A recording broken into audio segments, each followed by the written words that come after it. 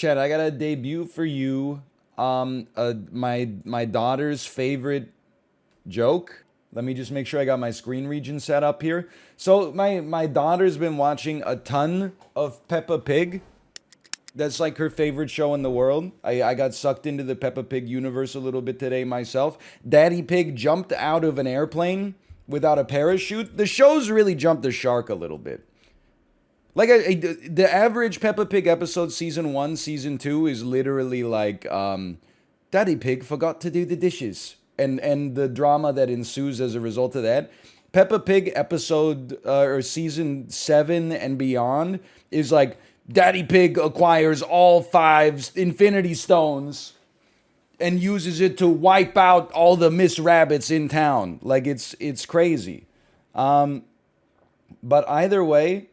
The new bit that my daughter says is every time Daddy Pig shows up on the screen, she laughs and says, "Looks like Ryan. Looks like Ryan."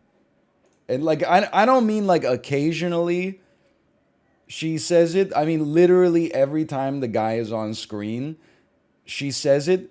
And she says, like, he's on the screen 10 times an episode. I don't know if you've ever seen what Daddy Pig looks like. His body is a perfect snowball, for one, with like 4 toothpicks sticking out of it. Like his body is a little bit disproportional. He's got a head shaped like a crossing guard's whistle, and like the worst comic book guy beard of all time. And every time he shows up on screen, she says, "Looks like Ryan, looks like Ryan." I want you to know that when I was thinking about doing this bit, I was like, this is basically chat's ultimate opportunity to say, OMG, he does. And I respect that. I'm not going to lean away from that. It's the perfect opportunity for them to lean into it. They do also fat shame Daddy Pig all the time. Daddy Pig goes to the freaking carnival and he's gonna do like the strength game where you hit the thing with the hammer and it goes bloop. And then the carny goes like, "Oh, Daddy Pig, I don't know if you could do it because you look like you got a big freaking belly." And then Mommy Pig goes like, "Excuse me?" And then she's so mad that her husband has been insulted that she hits the hammer so hard it goes like ding, ding, ding, ding, ding, ding, ding, ding, ding, ding, ding, ding, ding. And then she wins like 8 grand prizes from just one swing. Girl boss, girl boss.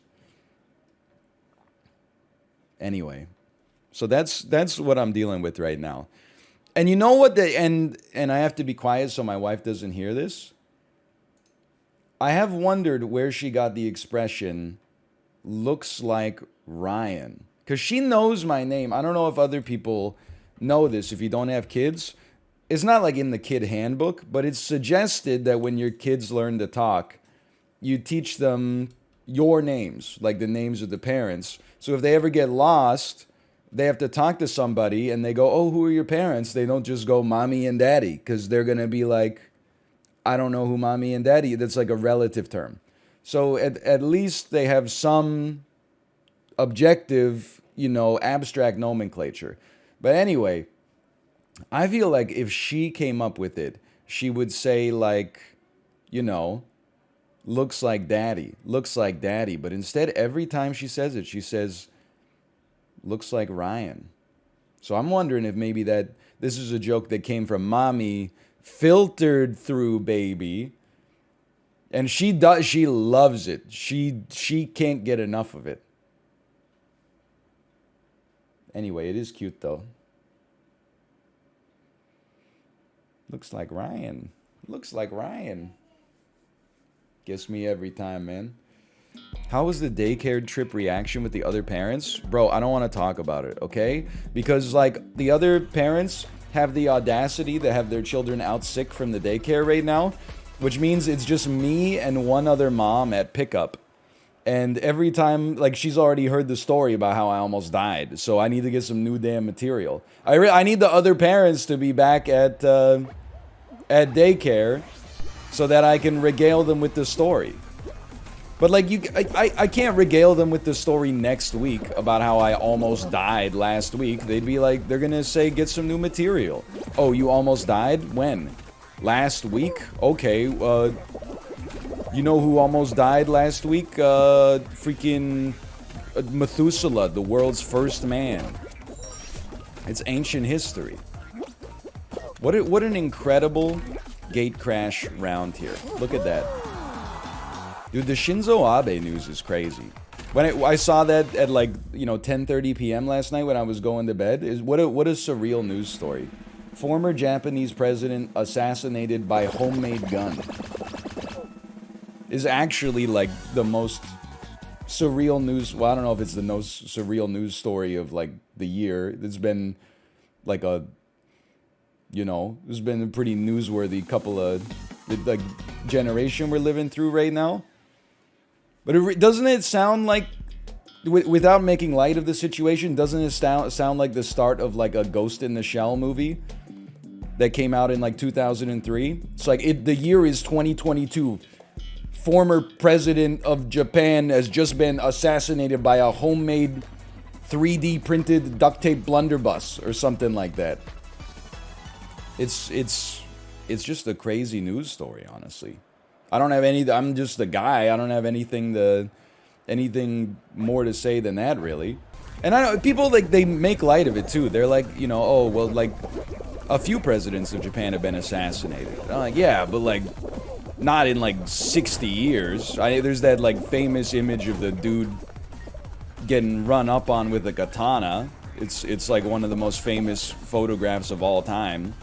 But like that was literally taken when my dad was like -5 years old.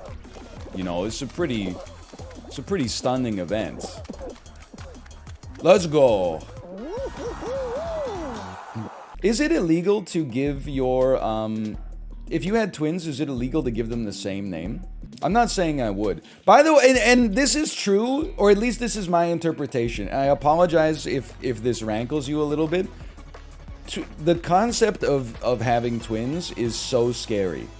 Because when you're a little kid and maybe like you go to school and there's a set of twins in the school or something like that you're like, oh, that might be cool to like have a twin brother or twin sister and like truly know each other like you more than anybody else could ever know anybody else. But like I can't imagine what it would be like to like have your first kid and then you go for the ultrasound and they're like, oh, surprise, it's twins. Or you know how you bought like one crib? Well, fucking triple it, dummy. You got 3 babies in there. Get ready. All the shit you were like you already a little bit overwhelmed by. Like, okay, double it for twins. Triple it for triplets. I don't know how often like quadruplets naturally occur without IVF. I'm sure it's got to be like, one in like 1 million births or something like that. But like I feel like every Netflix documentary I watch about the fundamentalist sect of the Church of Latter-day Saints is like my mom had 12 kids. She had 10, and then she said, you know what? I'm really tired. I'm just going to have one more. And then, wouldn't you know it, at age 48, she had twins. And you're like, man, that's like... I guess if it's probably easier to stomach having twins as your 11th and 12th than as your first and second, because that's like a trial by fire, but still. God does a little trolling. It is crazy. I did see the news about Elon Musk apparently having twins with one of his executives as well. It's a wild world out there, man. You telling me Elon Musk has 12 children? He has 9 children. My mistake. Okay. I mean, that's his personal business. Oh, I'm so smart. Okay, you ready for this? I remember how to play the game. You just spend a second on this. Okay, that was... Well, okay, you know what? Try again. I know the Elon Musk Defense Force... Oh, Jesus. Is out in force. I'm not trying to get him on my case, okay? But did you see that...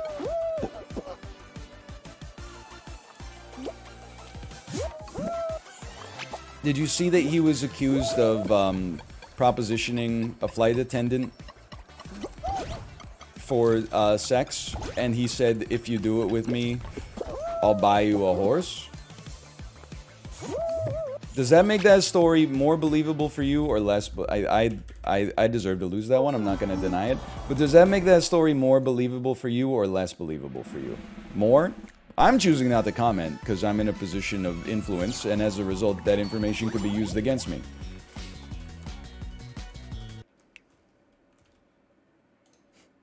That's my prerogative. You can answer whatever you please, quite frankly. I'm embarrassed by that performance, but you know what? I almost died this week. You can't criticize me. I'm not ragging on my mom, okay? But you know, I've really been... And my mom is not like a new age... what's the word I'm looking for? She's not an anti-vaxxer, okay? She's triple vaxxed and she's begging for her 4th dose. So I want you to know that. But she doesn't think like crystals can heal your, you know, dementia and stuff like that. But this is the message she sent to me today. So I ended up with a huge bottle of distilled water yesterday in my grocery order because they didn't have the tiny bottle of distilled water I ordered in stock. So I Googled what it could be used for, and this popped up. Sorry, we had a little rav there. According to the distillation process, purified water can remove bacteria such as salmonella, campylobacter, and E. coli from the intestines of the stomach. There you go. So that was the message I woke up to from my mom. To which I replied, weird, I wonder why my doctor didn't just prescribe me a bottle of distilled water. And then she said, well, it's probably best used in conjunction with modern medicine. And I was like, I would say that that's likely correct. So like, I'm trying to, again, even as I tell people, like, yeah, it was really frustrating to be, like, they have your condition, like, diminished by the doctors just because, you know, you're young and in, like, relatively healthy condition. And then people were like, yeah, that must have sucked for you. By the way, did you consider treating your infection with some distilled water? Like, it wasn't like that, okay? If I didn't get the antibiotics, I think, like, I actually wouldn't have been in rush hour 3. You gotta add a new option, lose in the first round. You people are fucking sick. You run superautopets casino, people are like, I hate the new casino, there's too many options. You run the Fall Guys casino, people are like, you could just add like why don't you just add like a fucking psycho option? Why don't you make it lose in first round, lose in second round, lose in third round, lose in fourth round, lose in finals, win the finals? Well, sometimes there's only 4 rounds. Well, in that case, you could add an edge case that says, this pays out if there's an odd number of rounds that is not classified for. That's really great systems design. You should pitch that idea to fucking Amazon. You know what? You should pitch that to SAP, the software company. I'm sure that they'd probably make you a fucking manager. Hey boss, I designed the worst system of all time. You know SAP, the software. I'm not talking about Teamwood Games. And don't even get me started about r/superautopets saying, if you want to get good at the game no matter what you do, please do not watch NL. Your subreddit was like a little inconsequential speck. It was a little, if you held it up against the sun that is r/northernlion, you would be able to see a single pixel shadow that represented your entire existence, okay? Until this visage saw fit to cast some attention on the game and on your subreddit, there were posts on that subreddit that were literally like, turtle emoji is cute. It's the hottest post. It's on the top of the subreddit. It was posted 17 days ago. So you know what? Know your place. That's all I'm saying. Was that an actual post? Well, it was just a comment reply. It's not like it was somebody made a self post that was like, please don't watch this guy.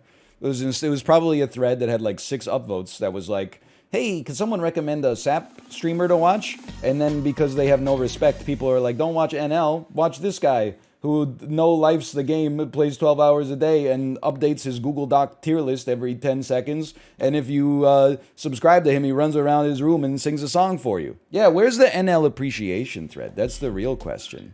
Every time you subscribe to him, he does 20 push-ups. He got raided once and fucking died. Where is this guy? You wouldn't like his stream. He's Austrian. He streams at 2 a.m. Eastern time. He goes to a different school. I'll watch the VODs. Oh, they're subbed only. They're sub only. Sorry. I guess this guy that I made up just he loves money so much that he made his VODs sub only. What a scumbag, man. I can't believe people would recommend you watch that guy. At least I'm wholesome. In many ways. I would subscribe for VODs. Well, you can subscribe and watch the VODs. You don't have to subscribe to watch the VODs. You could, though. That's totally fine. I can't stop you. I would never make my VODs subscriber only. I don't understand why I would. I want more people to watch my content. I don't want to take the pool that we already got and then start inserting paywalls into it. Hey, you tried to read one article from the Kansas City Examiner. Please give us $5.99 a month for the rest of your life. Oh, wait, you don't like local journalism even though you don't live in Kansas City or even Kansas country? I want to expand the pool and then release merch once a year and have you feel like compelled to purchase it as a result of that. I missed it. What was the problem? I got diagnosed with a simultaneous salmonella and campylobacter infection that had been raging inside of my gut and intestines for 3 weeks. I still think it's so funny that, like, the salmonella and campylobacter in my stomach vibing in 2 pH hydrochloric acid. The salmonella and campylobacter when I swallow one little penicillin mushroom boy. No! Nature's crazy, man. Anyway. Sorry. Nature's crazy, dude. Can you explain it in Minecraft terms? Yeah, it's like I got withered and also had, like, hunger at the same time. So, like, when I wasn't on stream, I was just going like, oof, oof, oof, oof, oof, oof, oof, like, constantly.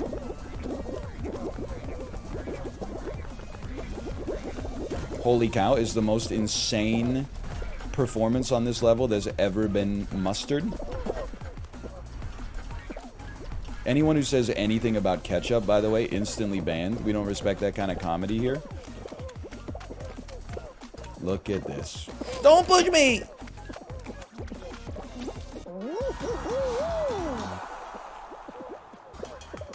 Could you explain it in chess terms? Yeah, I mean, my queen and my rook got forked. Basically. I do want to, dude, because I was in Dan's chat. I saw everybody's got that banana slice that says, like, I was here when Melania got beaten. I think that the idea of moments is very cool. We gotta find a way to release a moment that was like, I survived the NL Super Turbo Food Poisoning Arc 2022. Just so you could have a little badge in your Twitch wallet. I think it's kind of unfair that I didn't get Dan's banana slice badge because, like, I was in the hospital having an abdominal pelvic CT scan when he beat Melania. But I guess, like, oh, what, you were in a meeting? Okay, that must be hard for you. You could have redeemed on mobile? Bro, I live in Canada. My data plan does not allow me to watch Twitch in public. And we already went over this. I was paranoid about using the public Wi-Fi because I don't want to have my freaking... You're trying to kill me. I gotta get out of here. I don't want to have my freaking, you know, bank details skimmed while I'm just trying to get an amoxicillin script. The hospital doesn't have Wi-Fi? Okay, no joke. The hospital did have Wi-Fi, but while I was at the hospital, I heard 2 doctors talking, and they said, hey, is something weird with, like, your workstation today?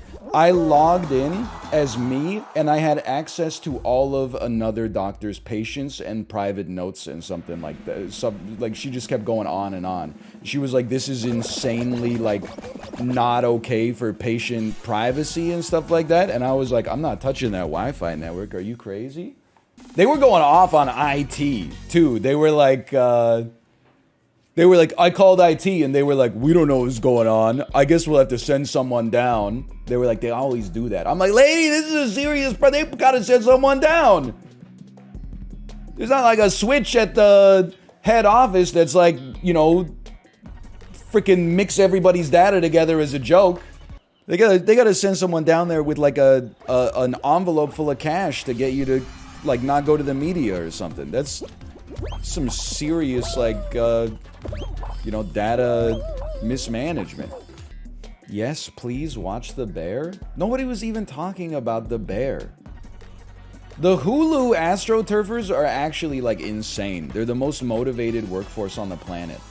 The Bear is so good. Jay, I'm not suggesting it's not good, okay? I was out here talking about how I was nearly killed by blood poisoning, sepsis of the damn leg. People were like, well, that's cool. Have you watched The Bear on Hulu? And I'm like, I get it. It's about, you know, the Chicago beef sandwiches or something like that. I hear is great, okay? I just haven't had the time this week. I've been too busy dying. Yeah, they're all like, hey, I'm cooking it. Hey, fucking, I'm cooking it. Hey, Patty Kane, another Stanley Cup winning goal. I'm fucking cooking a roast beef sandwich with green peppers on it here. I'm eating a hot dog with a fucking pickle on it. Holy cow. Chicago, baby. I don't know much else about Chicago. We got that damn river running right through the city. Previously, I think we were America's biggest city or second biggest city. And we recently lost that title to Los Angeles, but who cares? Because we got Lou Malnati's. Dude, can I tell you something? I'm a little petty, but I think you guys are going to plus to this. I was going... For our anniversary this year, I bought tickets for my wife and I to see the traveling version of Hamilton in Vancouver. Bat chest. So it was going to be in like the first week of June. I bought the tickets in like January. Increasingly, we realized that we were simply not going to have the time to make the show. There was like no way we were going to be able to do it. We'd have to go see like a matinee and get a babysitter, or like we'd go at 9 p.m. and we'd be dead by the time the show let out. So I said, you know what, let me resell the tickets on Ticketmaster. I resold them on Ticketmaster. In order to get paid for the tickets, I need to submit like all of my personal information, including like my social security number, our version of that, so that I'm not cheating the Canada revenue system out of, their cut of my Hamilton resale tickets. And I resold those tickets about, I would say, 6 to 8 weeks ago. I've received a lot of emails from Ticketmaster. They all say, action required. In order to get paid, you must fill out this form. And you know what, Ticketmaster? I've just decided Can I just go? I'm going to fuck up your accounts receivable department for years. I'm going to be a trailing fucking number in your ledger that requires your accounting software to make an exception for me. Or somebody's going to have to like manually input like, hey, this money's still in accounts receivable. And you know what? You can just call that my convenience fee. I'm sure you're familiar with the parlance. It's very convenient for me to not give you my information right now. And as a result, you can carry a little bit of accounting debt for a certain amount of time. As an accountant, fuck you. It's Ticketmaster. I spent a convenience fee to buy the ticket from the most inconvenient source you could buy a ticket from online. And then I had to pay another convenience fee to sell the ticket. Does this make any damn sense? So honestly, like, it's not about the money. It's about sending a message. I'll put the number in there at some point. But for now, people are right. Jumping makes a lot of sense in this. For now, they can keep sending me their damn MailChimp form or whatever they got set up. And I'm happy to stay as kind of like a thorn in there. Because I know that if you work at Ticketmaster and accounts receivable, you're probably the kind of person who loves to see column A line up with column B. Well, guess what? Keep waiting. It's just, you know what? It's the little guy. The little guy is striking back just a little bit. I'm pretty sure they don't care at all. Yeah, but I think that they care, so that feels good to me. I'm basically like, people are like, they have your money? Okay, what? They don't know when I'm going to request it back. What are they going to do? Buy an I-bond? I don't think so. But secondarily, I'm collecting emotional interest on the money that I've lent them, essentially. Every day that I get an email from Ticketmaster that's like, please give me your information, I'm like, that's another 6% emotional interest that just came back into my brain. And it feels fucking fantastic. Really milking this almost dying thing? Well, it's like the first time it's ever happened to me. I've never had another like almost died situation, but I've had to hear about like fucking hundreds of them from people, right? When I was 6, my soccer ball went out into the road and I went out to get it and then a car slammed on the brakes. Okay, well now I can match you. Okay, I almost died. I was 33. I had a simultaneous infection of salmonella and campylobacter. My doctor said it doesn't happen outside of the third world somehow. And yet here I am. How close were you to death? I'm not a doctor or like a mortuary. I don't know. But I do think that if antibiotics did not exist, I do think I probably would have died, but it might have taken like a month. Like I was fighting a war with the bacteria and there was no doubt that the bacteria was winning. Every day I woke up and I like there was another troubling sign. I mean, you saw the comments in the thread. People were like, this man looks like a ghost. Look at how big you are compared to a bacteria. Bro, yeah, but it's like the one horse-sized duck versus 20 duck-sized horses, right? Like, there's like literally like probably trillions of 2 different types of bacteria tag teaming me in my gut simultaneously. My body was getting his ass kicked. And then like every time the bacteria like fucking outcompetes my cells, the bacteria is like, I'm just gonna excrete like some fucking toxic shit. I'm just gonna like destroy this tissue here that's perfectly fine, if that's cool with you. And I guess my body was like, yeah, don't worry about it. I wasn't using that. Thanks for that, by the way, body. I thought I've been like nurturing you and, you know, decent diet, regular exercise. My body's like, oh no, bacteria. I don't know what to do. I don't feel like adulting today. Exhausted all my like white blood cells fighting the 17 different illnesses my daughter brings back from daycare every 25. What you got? Just get me out of here. I'm sorry.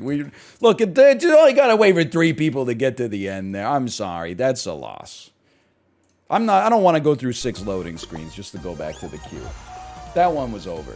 But yeah, like I'm not being facetious. Without antibiotics, I don't think I would have been dead next week. But I do think and I think that if I didn't have an appointment or if I didn't get that cancellation appointment on Tuesday, what probably would have happened is that on like fucking Friday, I would have been like, I need to go to the hospital immediately yet again.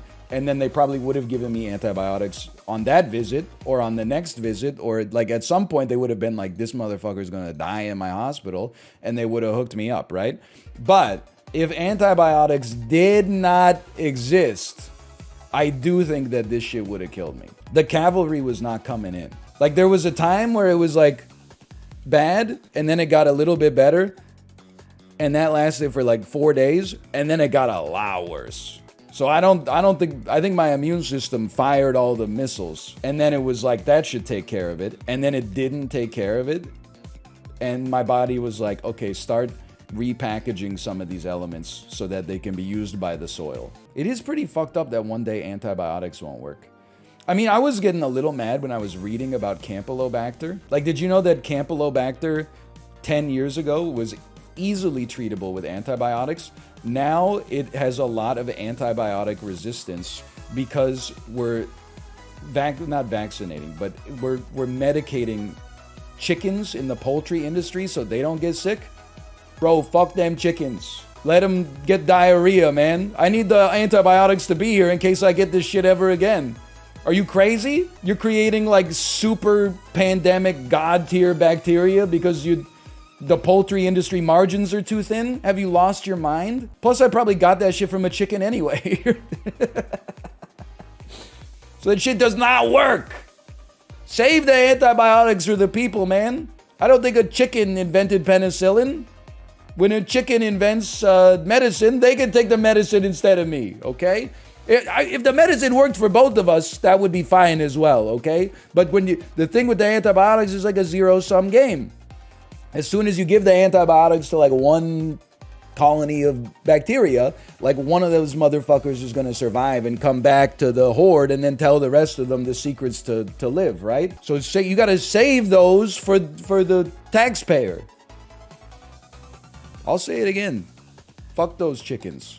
Save the antibiotics for the people, man. Biologist here, this is accurate. Look, it was an analogous representation of the way that evolution works, okay? Can you imagine? It's just one of those things where, when I thought about how I would die in my life, never was I like, slowly colonized by a food-based illness, right? Like a bacteria that I consumed. I can't imagine the rage that I would have in my heart knowing I was gonna die because the poultry industry shot their whole fucking antibiotic wad to lower the price of chicken tenders by 25 cents, which didn't even fucking work because of inflation anyway. So I have to die so that like a bunch of chickens can live long enough to be fucking eaten by people who lived. This shit is backwards. It doesn't make any damn sense. So I gotta, you know what? Next chicken tenders I eat, guaranteed A&W.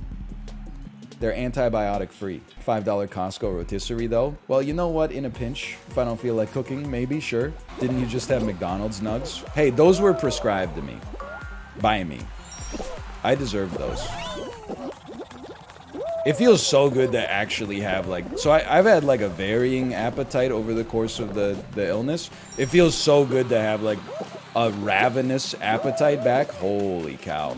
It feels so encouraging for my future that I feel like I could eat like a whole Pizza Hut large meat lovers pizza right now. The doctor probably would not want me to do that, but dude, lunch today, I should find a damn buffet or something like that. I feel like I could probably eat like 50 samosas today.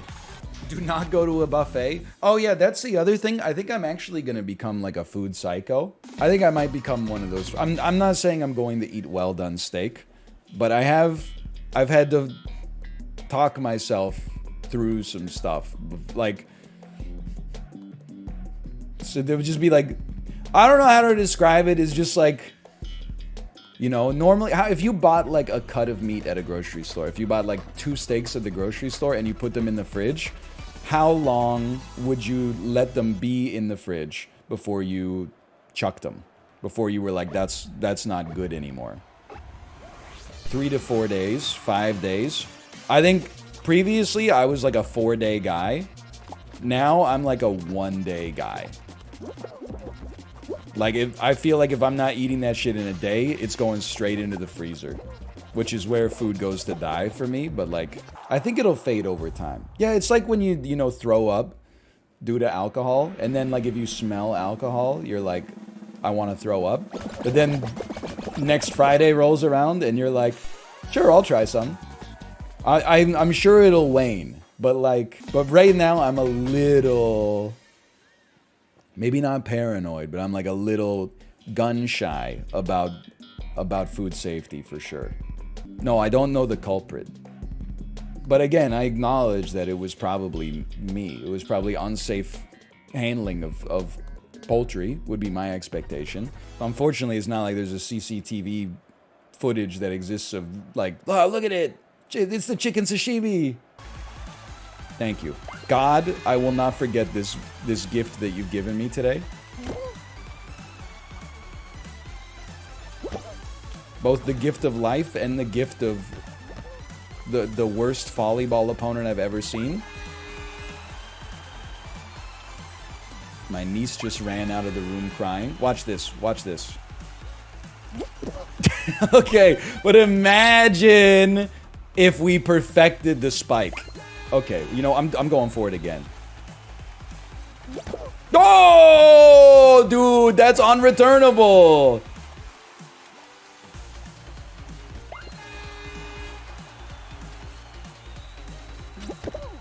You can't look at the backspin on that. How are you gonna hit that? It's unreturnable. It's very returnable. It's not returnable. Look at with that kind of backspin, you can't return that.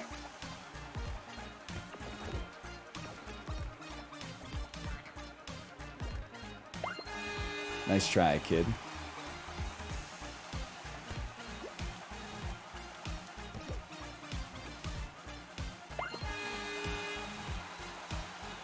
Let's get him going sideways. Oh, that's unreturnable! That's the greatest shot in volleyball history. We put it right on the corner.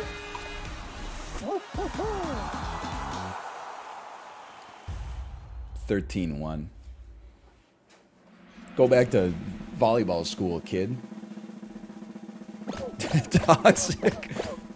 What am I supposed to do? I can't stop him from not hitting the ball. It's not like I kept hitting the home runs on him or something like that. Just literally, the dude couldn't bounce the ball.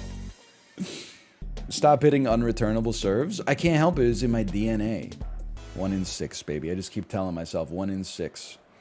That's a pretty good batting average, right? No, not really. Now that I think about it, it's like a 160 batting average. That's pretty fucking horrible. Maybe if you threw a 200-mile-an-hour fastball, people would let you get away with that.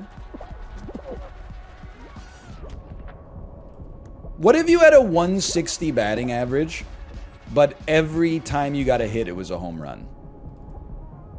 You'd still make it in the majors, right? People would be like, that's the price I'm willing to pay. Get up. Get up.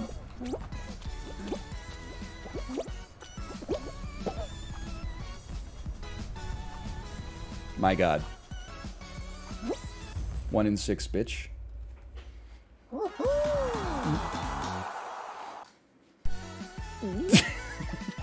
It was just that easy. That's time for a slash moment. Holy cow. Choose prediction. Win in the finals. Holy cow. Quick little 26x for you. Whoo! Back to the sweaty lobbies. I mean, you want to talk about dominant victories. 13-1 in volleyball. Easiest fall mountain of my life.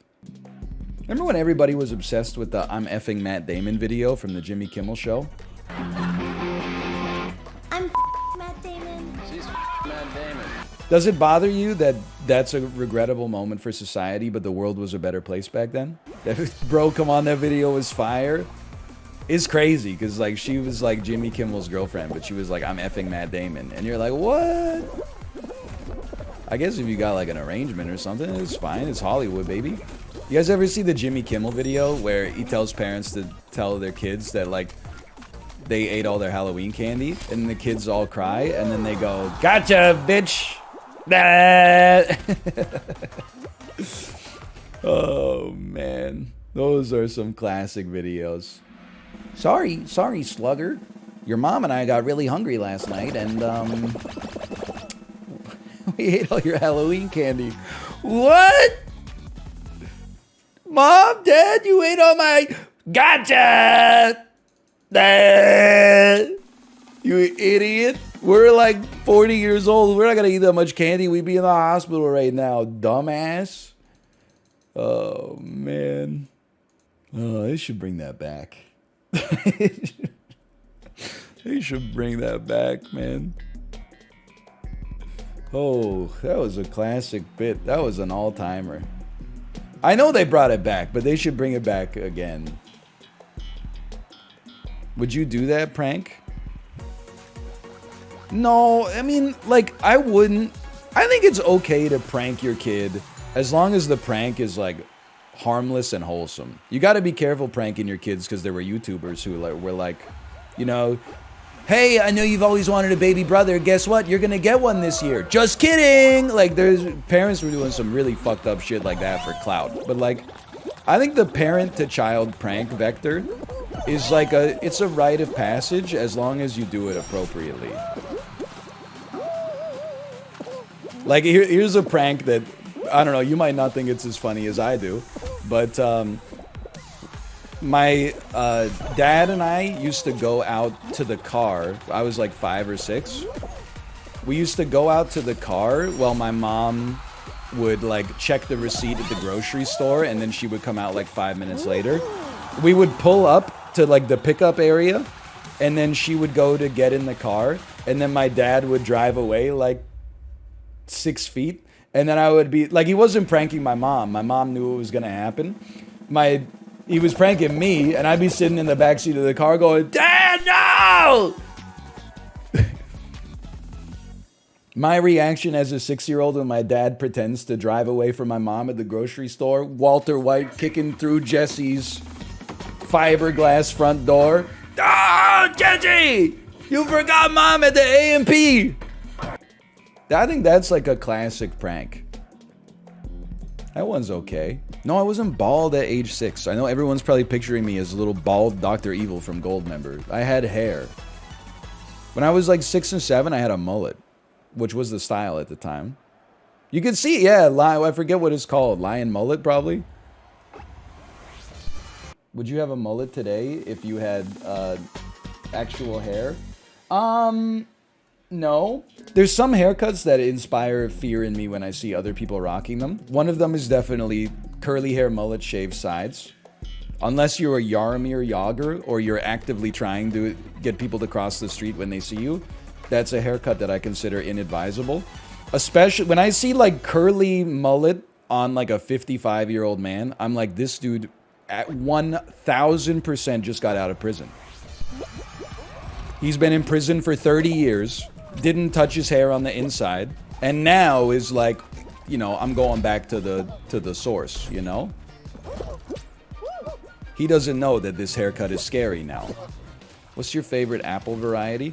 We've talked about it a lot over many years. I go through phases where I don't eat any apples, and then I go through phases where I eat a lot of apples. I know that Honeycrisp is considered like the best apple by a lot of people. I have nothing against a Honeycrisp. I think it's a delicious apple.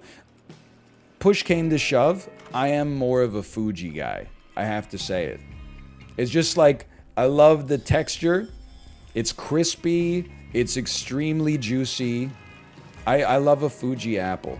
It's just satisfying to hold. I've never had like a mealy Fuji apple where I was like, why am I eating this?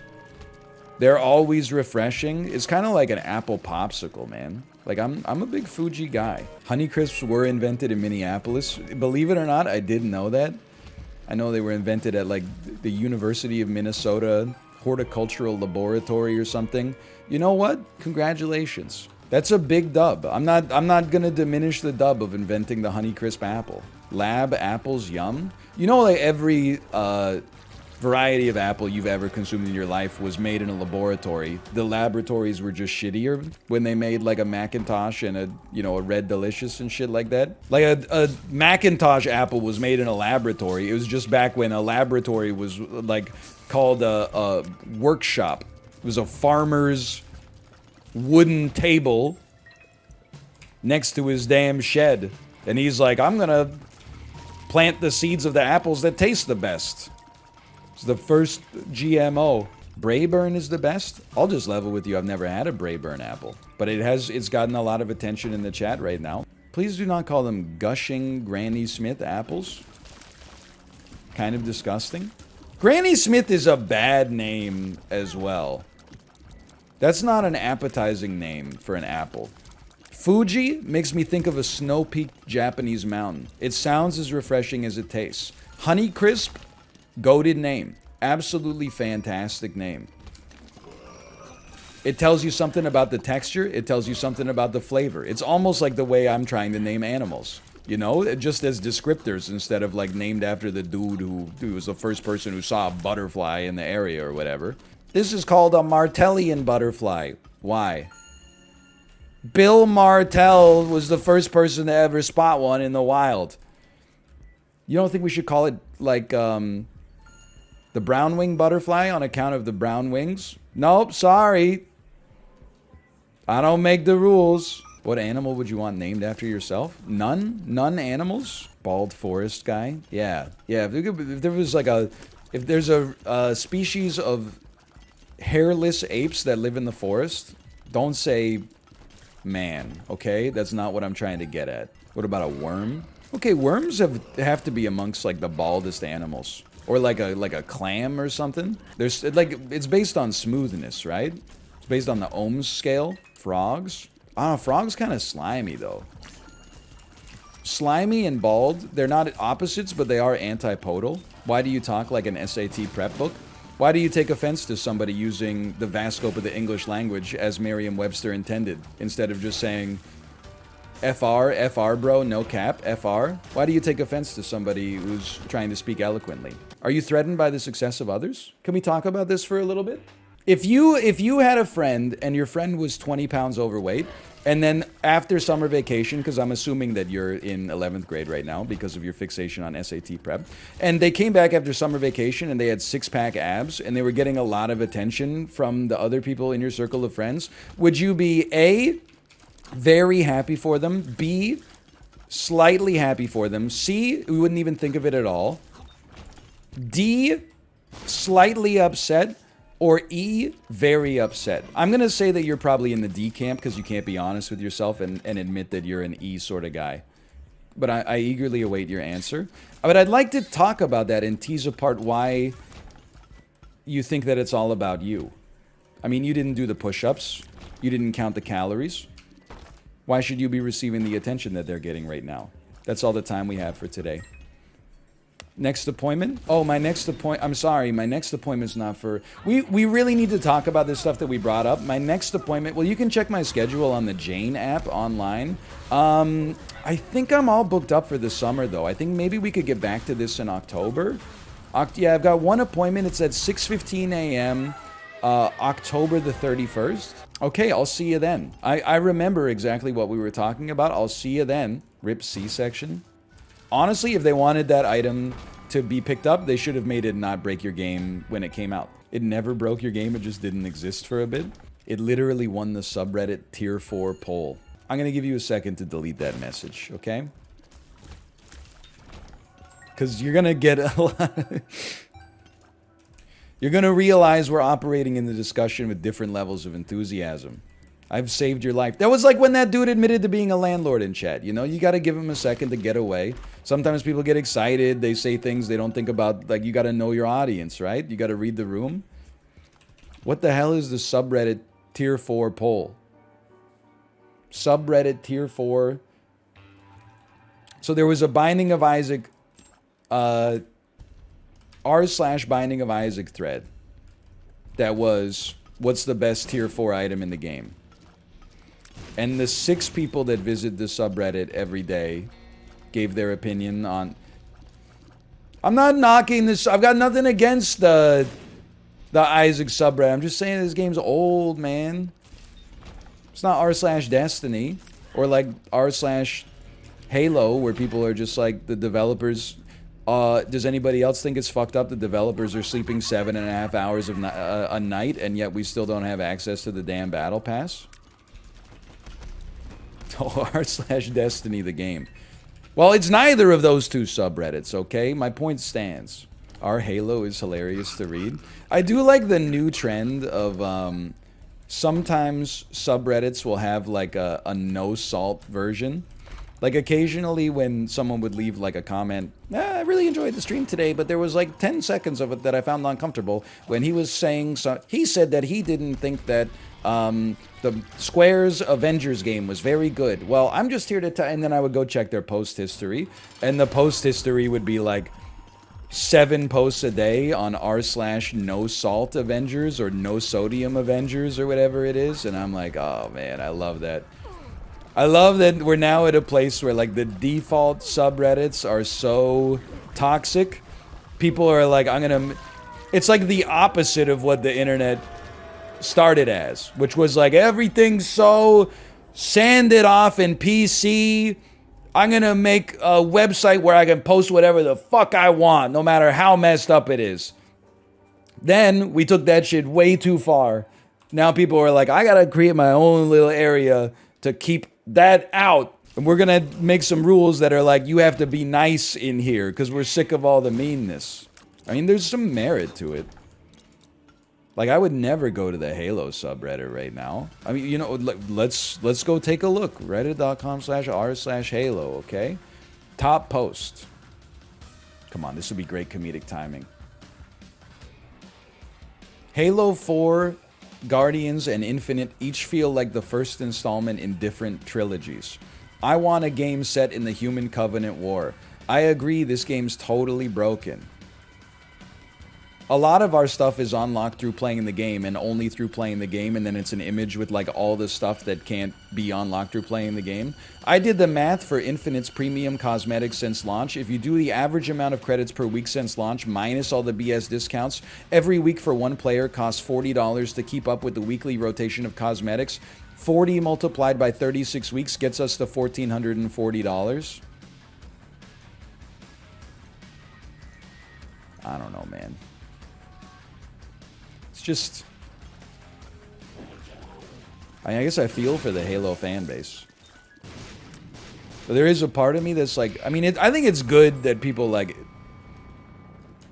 expose things like, hey, if you want to, like... guarantee that you get to max level in Diablo Immortal, you need to spend $500,000. I think that's like a great little news bite to be out there. I can fly, by the way, to inform people. But I do sometimes think if you've made like more than 2 angry posts on a video game subreddit, that perhaps the best thing for you personally is to just engage in cessation of playing it. Because I think you could, you know, obviously you're not happy with things. I'm sure that you're like, it would be nice. I'm just trying to like fix the game so I could get the game that I would actually like. Well, it's not here. You should, like, you know, I'm not saying touch grass. I'm just saying play something else. Find another game to hate on, like League of Legends. Don't curse people to that. They curse themselves to it. I mean, what have I said many times, you know? I think that there's, like, I understand that I was in the Crucible with you when I played Dota. I played Dota like 4 hours a night in the summer of 2014, and then just one day I was like, what percentage of this time would I say I'm actively enjoying? And I was like, 10 to 25% at best. And then I said, well, I'm gonna use like my human brain, and I'm gonna override my animal brain and say, fuck this game. This is actively making my life like a little bit worse. Even if it is just, you know, eroding my leisure time and using it in an inefficient way. Just like, I could be having more fun doing something else. Who did you play? I played everyone, man. I have a perfect win rate as Invoker. I think it's 4 games, 4 wins, or like 6 games, 6 wins. I also have like a 21% win rate as Vengeful Spirit, which is pretty crazy because I'm pretty sure she basically just has a stun. Like, I'm not sure how I could be so ass at a character that's pretty much just like a stun. And then as Invoker, I'm like, I don't know, I was like face stomping people. My streamer plays support. Dude, in MOBAs, I love to play support. Absolutely. I love to be the guy buying wards. I don't complain about people not buying wards. I buy the wards. I buy the sentries. I don't rush my boots. I make sure the team is doing as well as possible. I'm not saying I was good at support, but I at least, like, I bought the shit. What was your Invoker build? Big Ball of Ice was, I think...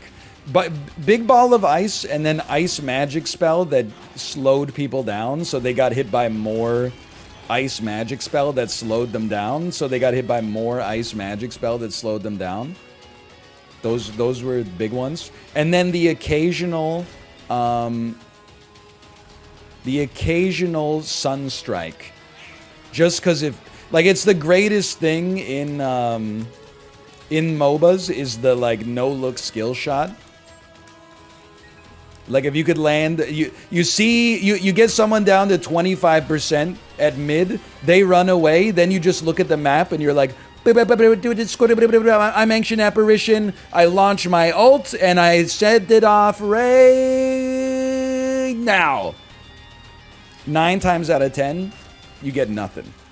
1 time out of 10, you see it pop up in the kill feed, and you're like, I'm a damn genius. I'm the smartest player this game's ever seen. I'm not going to start playing Dota again. I'm telling you, I have okay control over parts of my animal brain. Not perfect. I do eat a lot of chicken tenders. Coughing pill wore off.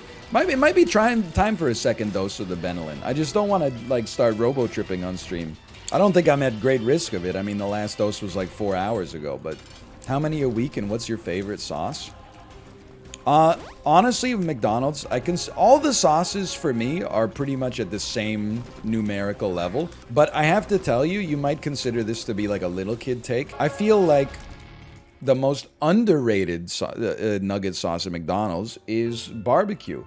I feel like everybody starts with barbecue when they're like 6 years old, and then they get a false idea that like at some point in your life you graduate to like hot mustard and you leave barbecue behind. Well, I've returned to barbecue, and I'm like, how did I ever quit you, man? Just as a tasty looking sauce and a tasty tasting sauce. Sweet and sour? Sweet and sour is still good. Hot mustard's fine. I've been going back to the barbecue. But McDonald's needs to get on the... They need to get on the A&W/Wendy's barbecue sauce train, where they put a little like liquid smoke in it and some simulated pepper flakes. Because it makes it hit a lot better than just like a burgundy cube. Like when they put a little extra love and care. You can really tell. Like a little hickory or something like that. You got 20 nugs? Why pick one sauce? I'm not eating 20 nugs. That's, again, my human brain going over my animal brain. Could I eat 20 nugs every time? Yes. I will not, though. Because I want to... I mean, as I've demonstrated this week, I want to live as close to the maximum length of my natural lifespan as possible within reason. All right, I'm back. Let me take a sip of the water.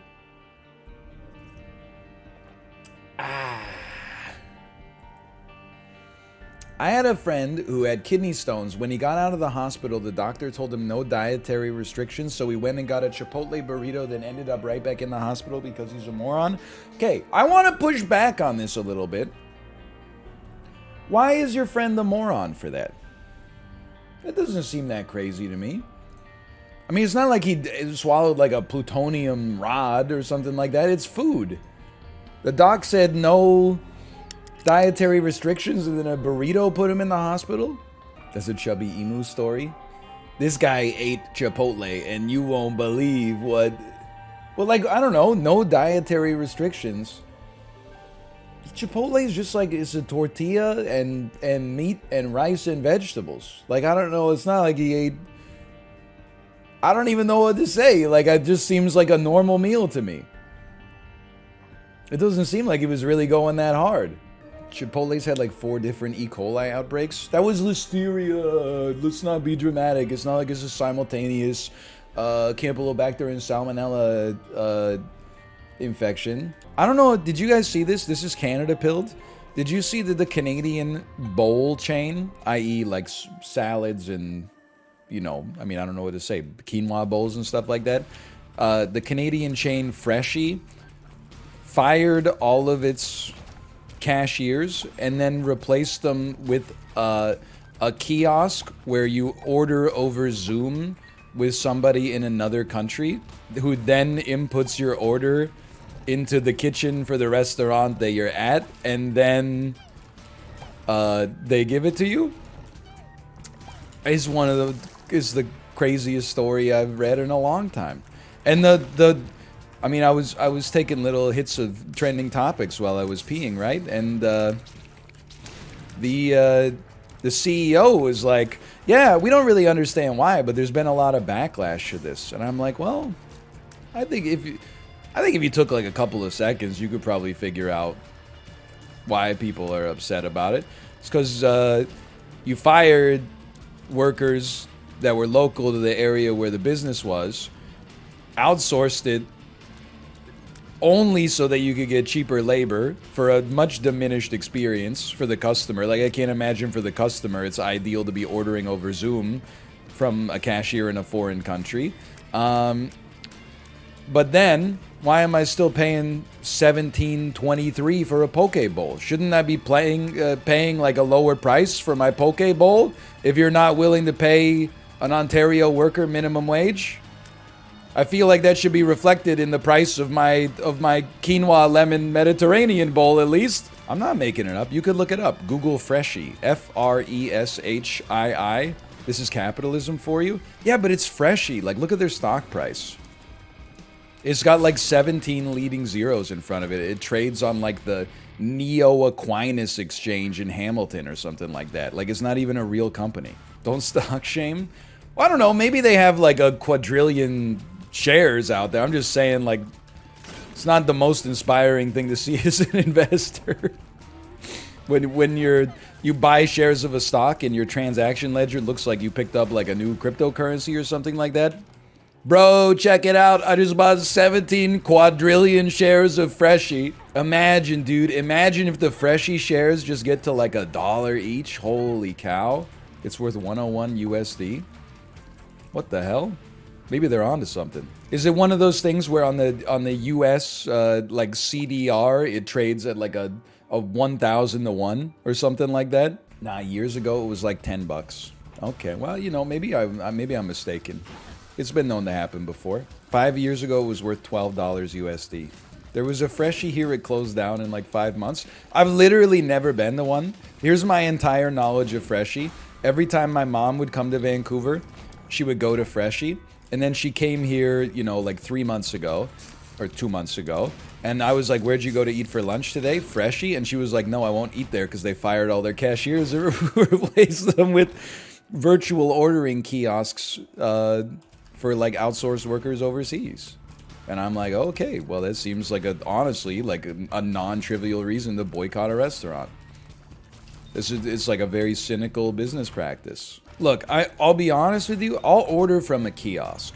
Like at McDonald's, maybe you won't agree with what I'm about to say, but the kiosk ordering procedure is better than the in-person at the counter ordering procedure. Not because of the staff, but because the people who are in line for the counter service are usually not acting with the sort of haste that I would like them to act with when I'm at McDonald's. You're gonna make me say it. They're old. The kiosk is a little scary. They're all ordering a small coffee and they want to have some small talk alongside it. You've been to a McDonald's and you've weighed the cost of standing in the line with the relative convenience of going to the kiosk, okay? But I 100% will not walk to a mobile Zoom terminal and then go speak to somebody who is like 17 time zones away and be like, yeah, can I get the albacore tuna bowl with no green onions, please? Like, that would I would feel so bad. Like, does the person I'm talking to even have like a concept of where I'm at right now? Like, it's just you're so far removed from the process. Like, I would never say no green onions, by the way. That's a psycho request. I love the green onions. Why do all Canadian self-checkouts have an employee at the self-checkout? I mean, you're never going to get a defense for Canadian self-checkouts out of me. We have not ironed out the kinks in the system yet. The answer is because the self-checkouts break all the time. So they need to have somebody there in order to actually supervise the experience. And it's never because somebody does something wrong. It's always because the machine throws up like a false positive. Alcohol purchases. You know, again, this is like it's a Canadian American thing. At least in my province, you can't buy alcohol at a grocery store. So that is not an issue. You can buy it on Uber Eats though. That used to be in Pennsylvania forever. Well, I think like in Ontario now, you can like you can buy beer and wine and maybe like low ABV mixed drinks like a seltzer or something like that. I think you can buy those at the grocery store, but in BC you still can't. And you know what? It's working because I never see publicly intoxicated people ever. Like all alcohol laws, it's been completely successful and has not merely mildly inconvenienced the entire population in order to make a few legislators feel like they're helping. I mean, yeah, I see people like smoking crystal meth outside of the SkyTrain station like literally every single day, but at least I only see like 17 crushed cans of kokanee on my walk to the grocery store. You guys, you're doing a great job. We're helping. Ah, it's okay. They're cool. They're doing their best, I'm sure. It's not that puritanical. Like there's parts in the US where like you can't buy alcohol on a Sunday, right? Like that's madness. Although I guess increasingly coherent with the fact that the country is sliding into some sort of theocracy. At least you can buy alcohol on a Sunday here. But it would be nice if you could get it at the grocery store. It would save you like a damn trip, at least. Utah, you have to go to a state liquor store. That was... so Canada's kind of like that, depending on where you live. BC, where I live, they have provincial liquor stores called BC Liquor Store, but private liquor stores are legal, but there's a minimum price that they can set. So like they can't undercut the government stores by a lot. It's not like they can outcompete the government store just on pricing pressure. Because I mean again, you got to filter it through like the idea of economics, right? Like one of the reasons that alcohol is so expensive is not because it's that expensive to make. It's because if it were cheaper, people would drink more of it, probably. So maybe the government is like, by making it more expensive, at least we'll like, if we want people to, if we think it's important that people drink less alcohol, we make it more expensive, people will consume less alcohol. I'm not saying it's a good thing. It depends on, you know, your worldview, I'm sure. Go ahead and hit me a couple times. You could always just go get hammered in America. I mean, I think if you wanted to go on a bender, the break-even point is probably like, you know, if you got hammered 4 days in a row at like a northern Washington motel, you'd probably at that point have made your money back. So if you're doing like longer than that, you're probably better off staying in Blaine. That's in northern Washington. That's for the jokes explainers. But in Ontario, I don't know if there's private liquor stores. I don't think there are. When I was in university, if you wanted to buy beer, you went to a store that's literally called the beer store. I'm a little nostalgic for it. It's a store that consists of like 2 conveyor belts and just smells like a glass bottle. And then you go up to like a worker and you go, I'll take a 2-4 of McClay's. And then the worker goes, 2-4 of McClay's. And then you start to hear, like if you turn your ear to the conveyor belt, you start to hear, and then it breaches like the curtain and it slides out to the front of the store. That's kind of sick. I miss that experience a little bit. And and then your beer's all like shaken up when it comes out. It's kind of a fun store. The other conveyor belt is for returning your empties, by the way, in case you were wondering. So it's the opposite. You slide on all of the beers that you've drank, you slide them through the curtain, and then the beer store employee is like, you know, here's like $17 or something like that. And then if you wanted hard alcohol or fancy beers, you went to the LCBO, the Liquor Control Board of Ontario. They weren't too worried about marketing when they named it, which I guess you have the right to do if you're the government and you control who can sell the shit in the first place. But we do have private liquor stores in BC, which is kind of sick because, you know, there's stores that cater to like, you know, higher end stuff if you're into that. Stores that cater to, you know, collectors. Like you don't just walk into the liquor store and there's only like 4 bottles of red wine and they're all like Yellowtail. I'm not trying to macros, I'm not knocking Yellowtail, okay? I'm just saying they do provide you with more of a choice. The beer store got crushed by the decision to sell beer in grocery stores. Honestly though, like if you'll allow me to say it, the beer store kind of deserves... First off, the beer store is not a charitable thing. Wasn't it like owned by InBev to begin with? It was like a combined like oligopoly from InBev and Anheuser-Busch and stuff like that. I'm kind of nostalgic for it, but that's just because the human brain is like flawed. But also, like, that store shouldn't exist. Like, the only reason that store exists is because it was the only place where you could buy beer, which is an insane competitive advantage. As far as, like, business cases go, I don't know if you could do better than, like, what if we just made the only store in Canada where you could sell beer? That's really good. That's gonna get you a lot of attention. But, like, they didn't offer anything except being the only place where you could buy a highly desirable product. I think if they had it in the grocery store, it would be ideal. I mean, that's one of the reasons I like going to an American grocery store, beyond the fact that even with the exchange rate, the prices are, like, 20% lower, is you'll be like, oh, while we're here, maybe we could also pick up, like, a 6 of, Sierra Nevada or something like that. They don't have the cool conveyors, I'll give you that. I miss the conveyors. Have you ever had Goldschlager? Oh, I've had Goldschlager. Drank a decent amount of Goldschlager in my first year of university. The liqueur, the cinnamon flavored liqueur that has little flakes of gold in it. The urban legend and I'm sure it's been around for a while, but the urban legend when I was in university was that Goldschlager gets you a little bit more messed up than other alcohols because the gold cuts up your stomach so the alcohol gets into your bloodstream faster.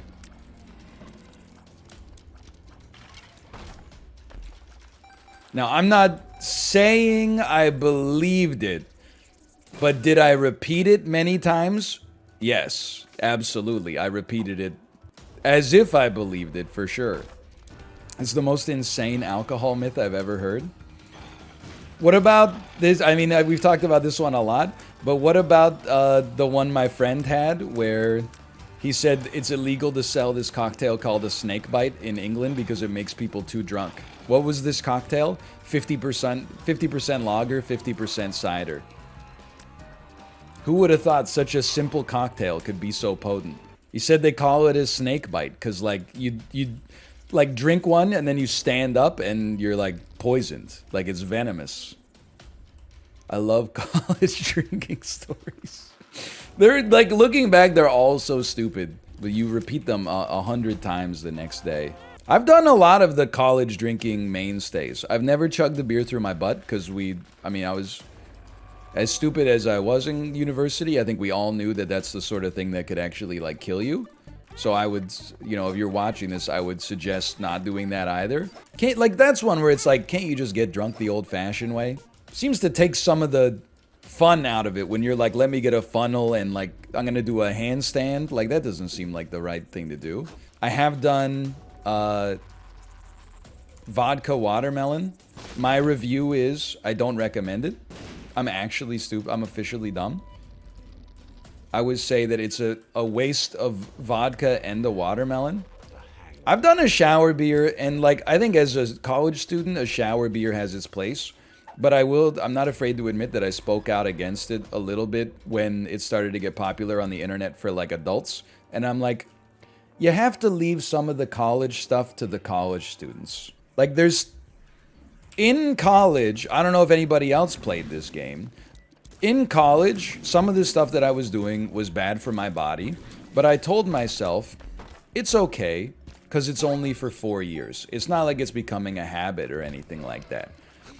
Once you start, and by the way, I don't know how true that is, but once you start being, like, out of college and you're like, I'm gonna revisit some of this stuff from my college days, you no longer get to say, like, it's only 4 years. Now you're like a 37-year-old dude posting on, like, r/shower beer that's like, cheers, guys! And you're like, no. You gotta, like, you're like, I'm sorry, but, like, you're old. And that's like, he's closer to my age than he is to the college student's age, but, like, you're old. Let the college students, you had that time in your life, when you could have had, like, a guilt-free shower beer. Now the shower beer is kind of guilty. Like, if you have a spouse and a child, you should not be, like, posting on r/shower beer. You should just acknowledge that's not your role in life. For maybe if you're like 60, it's almost like less sad. If you're 60 and, maybe you don't have kids in the house anymore and you're like, I'm retired, check it out, I'm having a shower beer on, like, a Saturday, I would be like, okay, dude, live your life. But if you're like 38 and you're like, It's, gotta be at work in 45 minutes, but still wanted to do the daily check-in today. Here you go, guys. I'm like, it just leaves a bad taste in my. I mean, you could do whatever you want, but don't be mad when I don't, like, normalize it or whatever. It's the same with all the wine ant shit, right? Like, it's wine o'clock. My doctor said I can only have one glass of wine, and then the wine glass, didn't see this coming, did you, is the size of a whole bottle. Like, I choose to drink, but this shit is, like, actually poison and, like, bad for you. So, like, if an adult posts, like, a selfie and is like, check it out, I'm drinking some white Zinfandel, I'm like, okay, cool. I'll click the heart button on that. Hope you're doing well. If they're like, check it out, I'm like 42 and fucking hammered, I'm like, I don't know. I'm just gonna let that one simmer. I'm gonna wait for you to wake up and then delete the tweet in the morning and just, carry that in my personal brain gamma pocket forever as a judge on your character. But at what age should I stop getting hammered? Well, like, probably age 0. I mean, I'm not a doctor. I don't know what you want me to tell you. At what age does it stop becoming socially responsible or, like, socially acceptable? For me, personally, I would say, like, if it's a regular event, early to mid 20s. If you're like 28 and you're like, I get hammered at least once a week, then I'm like, I can't laugh at that. I simply have to hit you with a stone face and be like, okay, that's fine. How does that make you feel? -2, but actually +2? You grew up in Ontario, though? Yeah, but some of the people that, like, were normalizing behavior in Ontario when I was a little kid are gonna fucking die, like, of cirrhosis. It just hasn't happened yet. Not to be macabre, but, like, they were, like, my dad's friends when my dad was in his 30s, and now they're in their 50s, but they got, like, the kind of wrinkles that, like, would make Gordon Ramsay blush. Like, it's just they don't look well. What if they're single? I don't know, most of them probably are at this point. I'm not judging necessarily. I'm just, what I'm refusing to do is do what I think a lot of society does, where they go, cool, bro. I'm 33. If one of my college friends was like, oh, I had like 8 beers in my room last night, I wouldn't be like, whoa, that's crazy. I would actually be like, are you all right? Like, I drank a whole 12-pack last night and then watched YouTube videos of songs that were popular when I was 15. I would be like, do you need to talk to us? I wouldn't be like, dude, that's a relatable story that happened to everyone. I would be like, look, lots of people have been there, but, like, do you need somebody to talk to right now? I'm in this picture and I don't like it. Well, like, if you feel attacked, don't take this the wrong way necessarily, but you probably should feel like a little attacked. It's up to you how you interpret that information. I'm not saying you have to change your life. I'm just saying, like, I'm not gonna be the dude who's next to you that's like, keep going, I'm like, I'm gonna be the dude that's like, that's not good for you, right? Which is fine, it's your life. You can make your choices. Like, if you're like, oh, yeah, but, like, did you see that they rescinded the Clean Air Act? I'm like, that's okay. I understand, like, times are tough. But at, like, the same time, I would rather have, like, healthy lungs in 2060 or as healthy as possible than, like, put myself even further behind than I'm already going to be because of my damn gut flora. But I think I think that maybe cool is not the word I should use. I think you can get hammered at any age as long as it's only at appropriate times. Like, even if you're 70, I think you can get shit-faced as long as it's at, like, your college reunion or, like, it's a friend's retirement party or something like that. Like, I just think as you get older, it's like the barrier of entry for getting hammered gets higher. Like, when you're 20, you're like, it's Wednesday. It's a Wednesday in March. You know what that means? Thirsty Wednesdays, bro. It's Wine Wednesday. And then I would say, like, at the age I am now, like, to get hammered and not feel guilty about it would be like, it'd have to be a reasonably special occasion. It'd have to be like a friend's wedding or like I'm on vacation or something like that. Maybe like the first night that my daughter stays over at her grandparents or something like that would do it. Something like that, right? It'd be like a once every like 6 or 8 months sort of deal. And then I think when you're 60, 70, it's like a once every few years sort of thing. You don't have to ever say like I'm never gonna get hammered again. But you know, save them for occasions that warrant it. Not just like it's a Friday in July. When was the last time you were hammered? It was probably the night before Josh's wedding. I was insanely drunk. So was everybody. At least everybody that I was hanging out with. That was like 2019. But I also feel like the hammered quotient has gone down because of COVID and having a baby. Like I'm not necessarily like the average representation of someone my age right now, although it's not that atypical. Have you ever been blackout drunk? Yeah, I don't know, like 200 times. Something like that. Is it too glib to say more times than I can remember? No wonder your gut flora is fucked. That was like 12 years ago, chat, okay? I cut out the very heavy drinking for sure when I moved to Korea. Like, well, I should say about halfway through my Korean contract. So I was like, at first I was like, life's one big party. And then you start to meet people who have been teaching ESL for like, you know, more than 5 years in Korea. And you're like, you don't look healthy. Like, you don't look like the kind of person that's... You don't look like 28-year-olds back home look. Like, you... You look like when you see a photo of like soldiers from the First World War and you're like, you're telling me this motherfucker is 19 years old? I think I had a moment that was like, okay, so it's not, that's fine. It's not all fun and games. Just slow it down a little bit. Just take some care, you know? You can still have fun, but at least have some shame.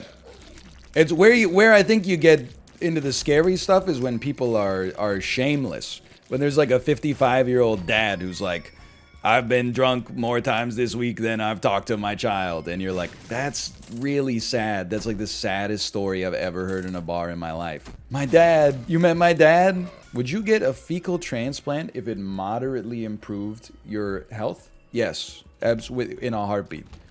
Why wouldn't I? Because it's icky? What are you talking about? What reason would there be to not? Recycled bit? I mean, they asked the question. The hell is a fecal transplant? Sometimes when your gut flora is out of whack, you can get a literal transplant of someone else's feces to kind of give you like a little sourdough starter in your, you know what, and kickstart your, you know, growing some good gut bacteria instead. I don't even think it's that gross. Maybe this is like, it's not too far, but like, maybe people would take this as like an extreme. But like compared to... I mean, it's no grosser, in my opinion. Well, maybe it's a little grosser to put someone else's poop up your butt. But it's not that much grosser than the procedure I had to go through for stool samples. And it's not that... I mean, I don't know. I felt kind of... Gross is not the right word. But at least, like, when I was in the CT scan, I was like, this shit is very unnatural. Which is fine. I don't have a problem with it. But I was like, I am basically shoving my abdomen in, like, an enormous spinning... fucking magnet or something. I don't even know what it is. Like, I feel like I'm in a Ridley Scott movie right now. I don't like to think of myself as a client to the doctor. I like to think of myself that they're like the drill sergeant and I'm the private who just showed up. I don't want to have to go to my doctor and be like suggesting treatment. I want them to diagnose me and then suggest the treatment. Maybe that's naive of me. But I don't like the idea of like going to the doctor and being like, here's what I want. Although I'm a little bit like more open to it after the experience that I had. In nursing now, we literally are taught to refer to our clients as patients, or our patients as clients. This is an honest question. How do people feel about that?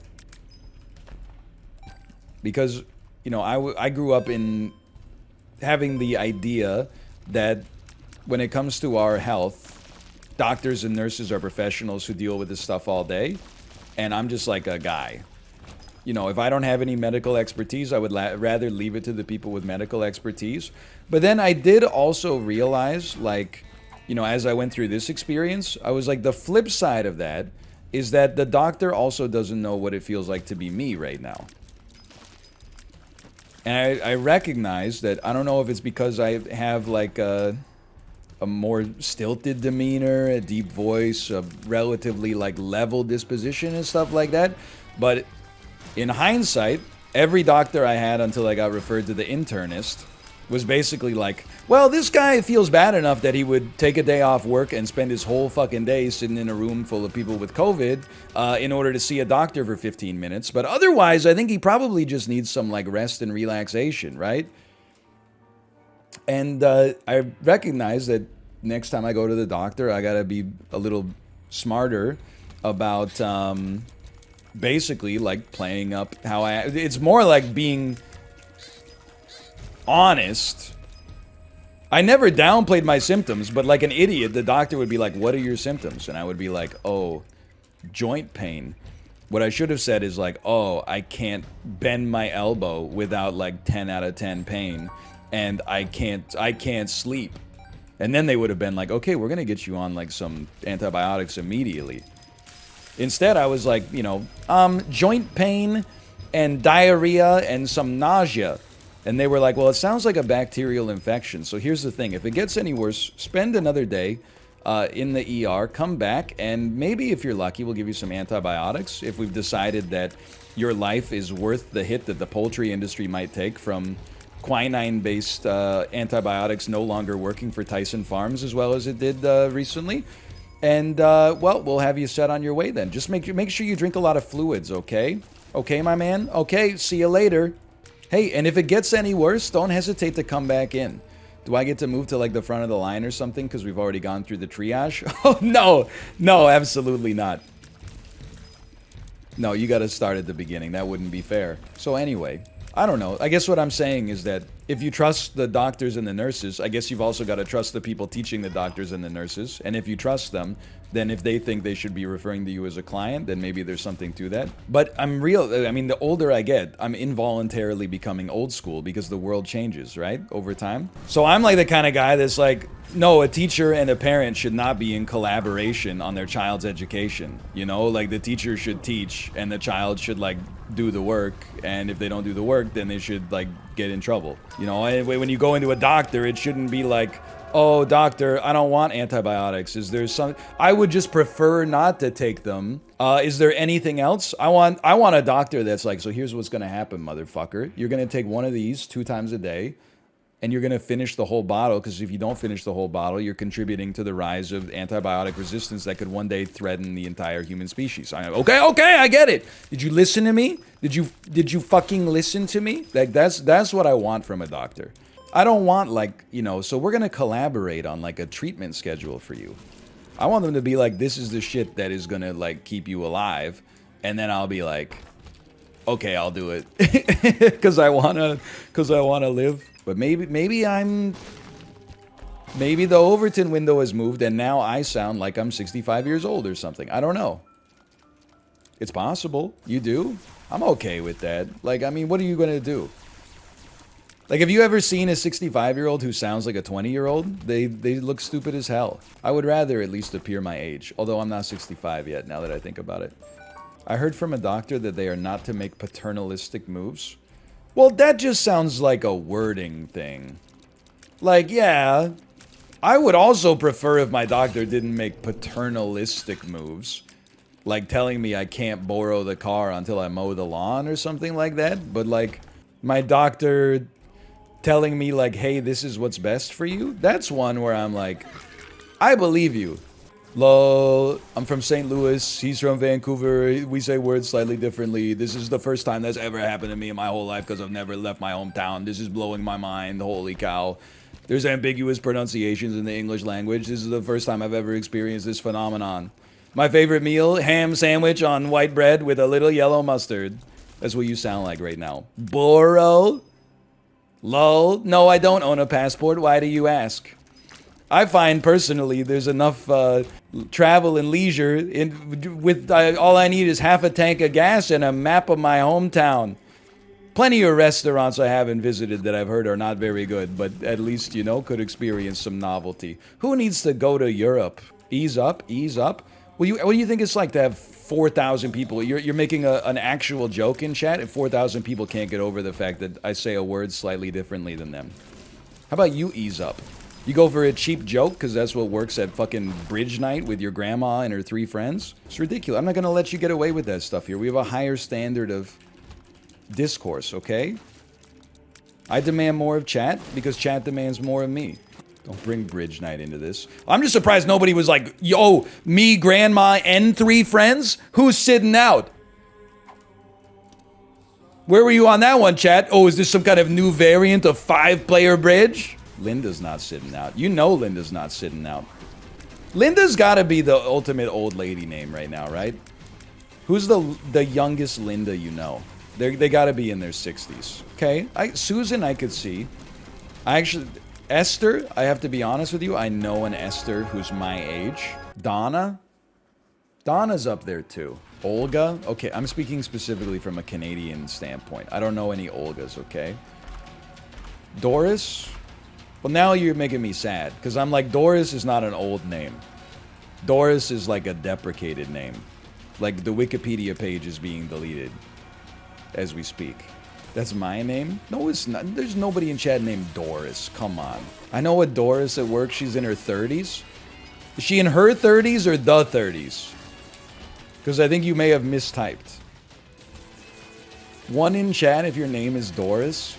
I better not see a single one. You know my demographics are like predominantly men between the ages of like 25 and 34. So if I see any ones, I'm like, if you... People over the age of 65 is already like 0.1% of the viewing audience, and I'm pretty sure it's mostly people who lied about their birthday when they signed up. Then for it to also, you know, because it's a woman's name, we're basically, you know, rolling a D10 and getting a natural 10 for that to happen in the first place. And I'm like, I just don't see it, man. I don't see there being a single Doris in chat, quite frankly. Is she single? I don't know. I don't buy it. I'm sorry. I don't. What about Gloria? It's up there. I mean, I kind of feel like Doris could come back. But we're going through a great name lengthening cycle right now, right? Like when I was a kid, there were some long names. Elizabeth was like a long name. That's the longest name you'd ever see. But like I now feel like we're like every name on that name list of popular baby names was like a name from my childhood with like 12 syllables added to it. Like there's no more Jordans. Now there's like Jordanin. Like just add in like an extra D-A-Y-N-N to every... I think names are getting longer right now.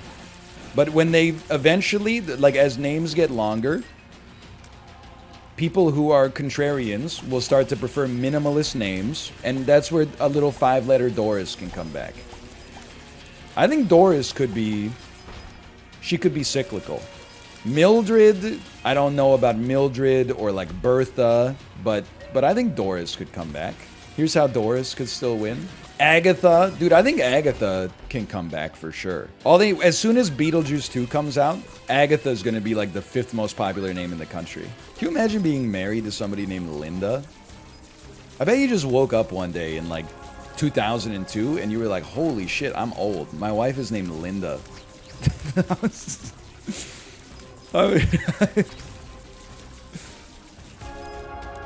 Wow. Come on, you know it's true. You know, like one day that guy woke up and was like, Linda, where's my slippers? And he was like, oh no, like I gotta start purchasing more units of life insurance. My wife's name is Linda and I'm only 28. Okay, how old is your wife though? /marker, that's TBOI too. Okay, I forgot about Linda Cardellini. The exception that proves the rule. Linda's a pretty popular name for my generation in the mid-90s. I'm not saying I have the exact representative snapshot of what the mid-90s were like. I grew up in Ontario, you know, in Canada, relatively small town. But I did not meet a single Linda my own age. But I had like a lot of 45-year-old teachers that was like, you know, Linda and then hyphenated last name. That's what the mid-90s feels like to me. There were a lot of like 45-year-old Lindas in 1995. I've never met a contemporaneous Linda. That's all I'm going to say. In 2020, Social Security reports there were 117 babies named Doris born. Dude! That's 2 per state?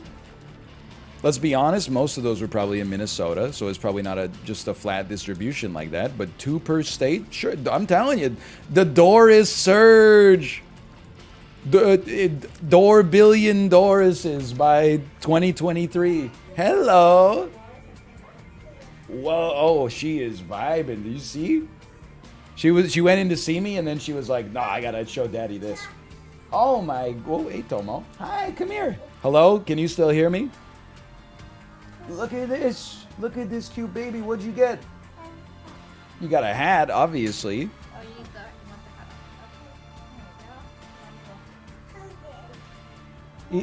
He's holding Crash Bandicoot's holding a mango. She doesn't know it's a blue Wumpa fruit, but that's okay.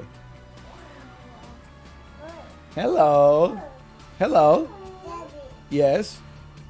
Look, you got a walrus today? Yeah. Oh. Chat. Can you show the walrus to Chad? Panda. And a panda too? Yeah. Wow, that's a huge day, honey. The walrus. Yeah. Yeah. Funny. Funny. Did you have fun? Yeah. You guys had a good time? She didn't cry at all. Hey. Went to pick up the stuff as well. Hey.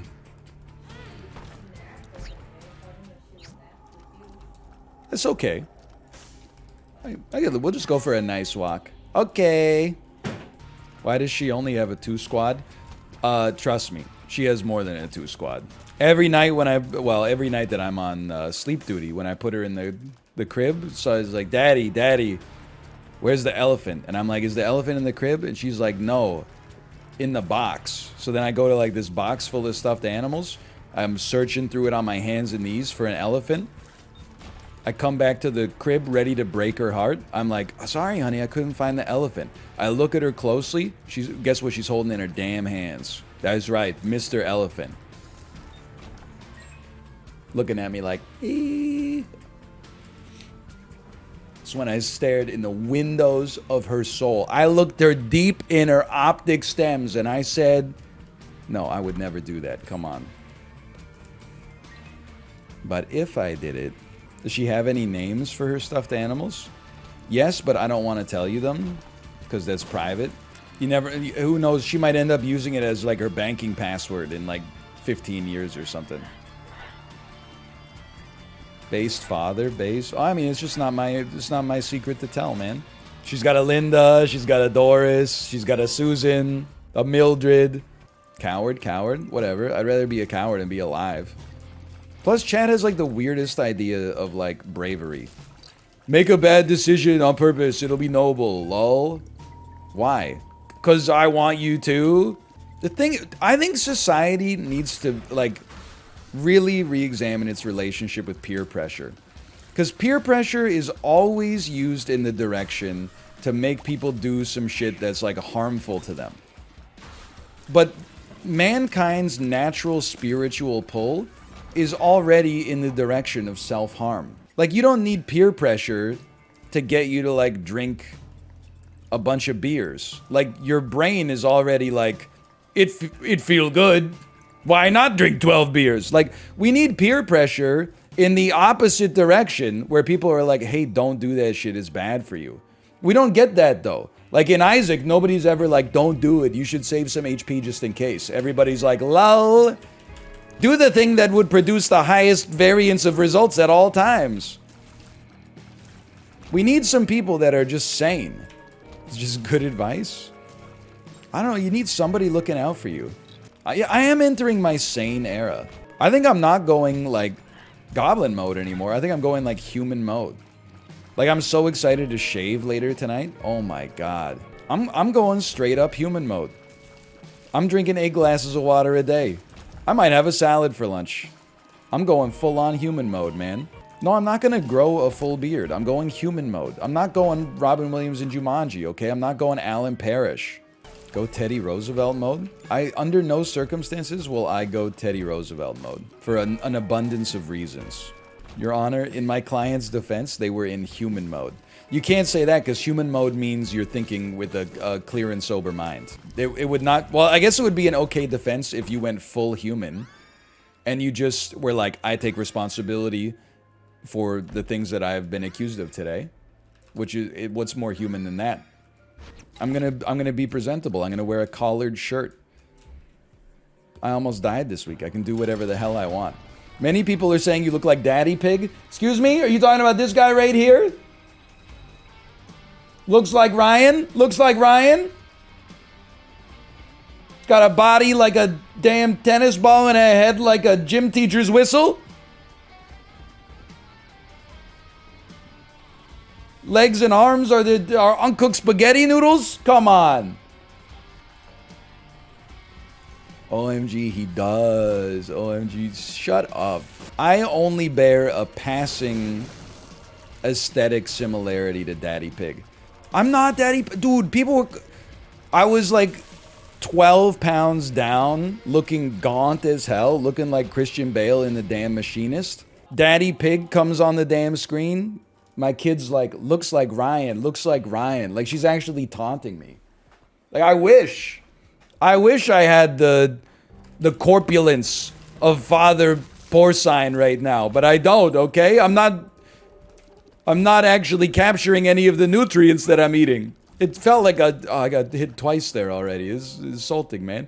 It felt like a cruel joke, honestly. Just give Daddy Pig the headphones. Congratulations, you've just made the top subreddit post of the weekend. This is your Dolly-generated subreddit post. Title, 99.9% confidence. OMG, he does, lol. Picture, Daddy Pig from popular British children's television program Peppa Pig wearing Sennheiser HD 950s or whatever the fuck these are. I'm glad you didn't go Elvis mode on us. Oh, this is a color, again, I handle it.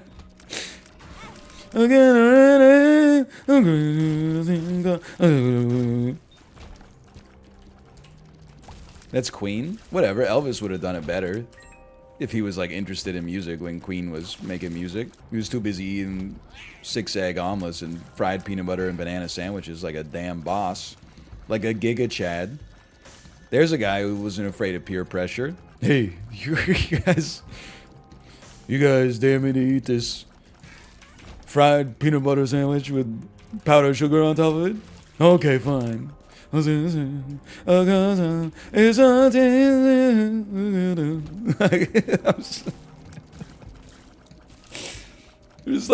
no joke in it. Like, it's just like a made-up situation and a bad impression. It's not even his song, man. Okay, ready? A crazy little sandwich.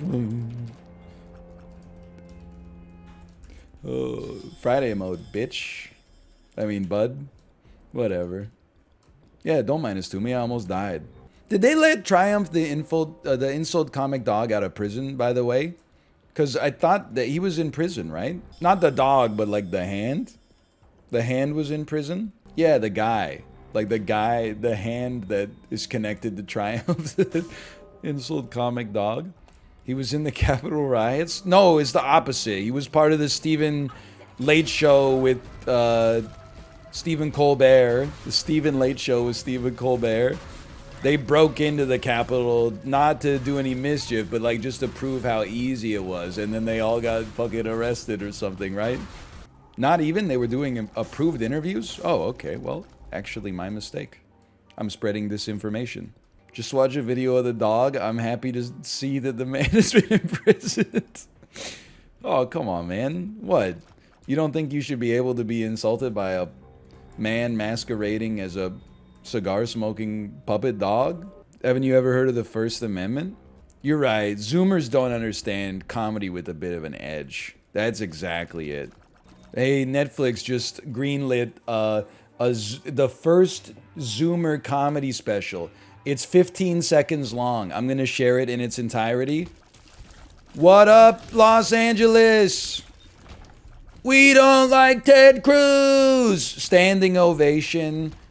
You guys have been great. Good night. It has a 9.8 out of 10 on IMDb. It's being considered one of the most seminal works in the genre, in the history of stand-up. She has now parlayed that comedy special into a pilot with NBC that is just her first name and about her struggles as a woman, a single woman, trying to make it in Manhattan. It's been canceled after 4 episodes. It's ruined her legacy. She's gone on an ill-advised rant about vaccines on Twitter. She's been deplatformed. She's been hired by Newsmax. She's been videotaped trying to break into the Lincoln Memorial after hours. It's a journey. We're gonna go on a journey together today, okay? She's trading her MG for a white Chrysler LeBaron. She's doing movies with Gina Carano and James Woods. I can fix her. She's doing YouTube shorts for PragerU. Hey man, don't insult YouTube shorts. The medium is the message, man. And my message got out to like 7 million people. What was my message? Pitching in toy baseball in Nintendo Switch Clubhouse games is kind of fun. Did you see RRR? So look, I watched. RRR is an Indian movie that is like insanely critically acclaimed. Okay, I watched about 25 minutes and was like, I don't know what the hell's going on. I don't know if I need to like, maybe I need to read like a 1 minute long like tasting note before I start watching it. But it's like 4.5 hours long. Every 10 minutes, 3 R's appear on the screen and then it introduces the title of the chapter. That's like, you know, it's always the word that has an R in it. The fire. The reason. And I was like, I was trying to figure out who the hell the 3 R's were, man. I think I figured out 2 of them.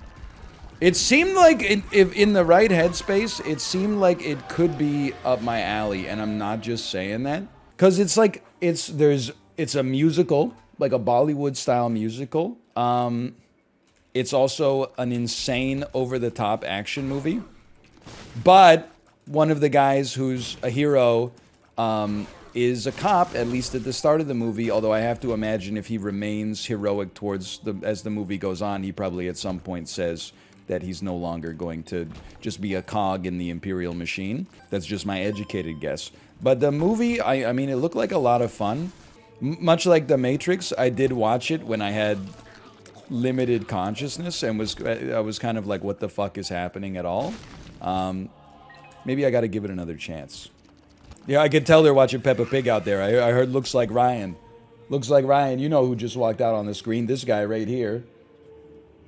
Probably Daddy Pig walked out and was like, does anybody need any help with something? And then Daddy Pig bumped into something. There's every episode, Daddy Pig is like, I'm going to the grocery store. Does anyone need anything? And they're like, get out of here, you fat piece of crap. Daddy Pig, we don't respect you. Even though you have a great job as an architect, providing so we can live in the only house on this outrageously large hill. You sack of crap, get out of here. No, they're like, mostly they're kind of like, they're pretty okay with Daddy Pig, but I can't help but feel like he is a little emasculated throughout the show. Like, they never show him having sexual intercourse with his wife till her moment of climax, which I think is just something that I would love it if they could do. It doesn't have to, you could make that episode rated R and that would be fine. But like, I just think for me, that would help me kind of understand that like, oh, they banter with Daddy Pig, but actually like, he's kind of like a boss where it counts. But instead, he's just constantly being like patronized and condescended to. We don't even know what kind of schmeat he's packing down there, because they're little teases that make the show won't tell us. So I'm like, I don't know. I got to use my imagination. It's the funniest bits. People are like, what? Question mark, question mark, question mark. What are you talking about? Get over yourself. Go back to the 15-second long comedy special where they just say, like, we don't like Joe Manchin. Hey, yo, we don't like Joe Manchin. This special is dedicated to the brave fighters of the Mujahideen. I don't know why that always pops into my head. The Rambo 2 dedication at the start of the movie. Oh, man. Oh. That is some of the funniest shit that's ever existed. Hold on, what's the spirit heart doing back here? Oh, what would you like the last movie you ever see to be? I don't know, like maybe some stuff that, like a movie that came out in like 2100. I'm not too picky on its content as long as I can pick the year of its release. Is that an acceptable trade?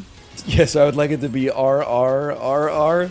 I want the last movie I see to be Austin Powers 4, because that shit is never coming out. If I only had 1 hour to live, I'd want to spend it in Dr. Harris's lectures, because every single hour feels like years. Anybody else get told that story by every college professor they ever had?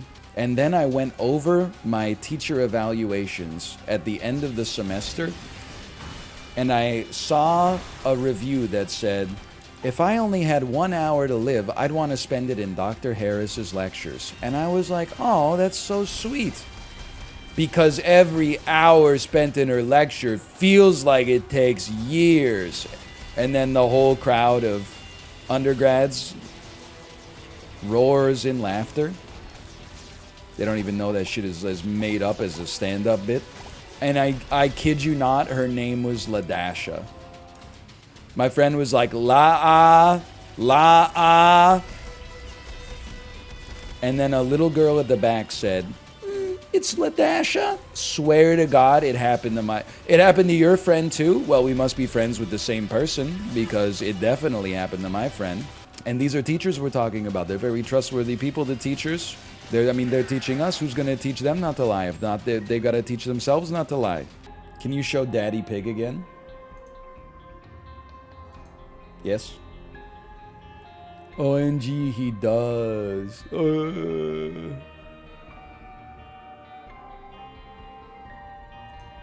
I wish I looked like that, man. I could use, like I said, I could use the corpulence right now.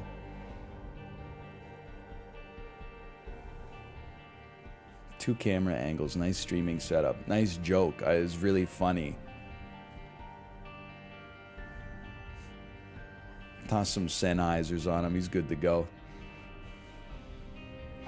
Right now. You look at Daddy Pig, and you're like, okay, what is this guy's probably like a middle manager in an office? So here's what you're gonna do. Okay, you're gonna put him in a basketball jersey tank top. You're gonna put him in oversized streetwear pants. The glasses can actually stay as the circles. I think that would be fine.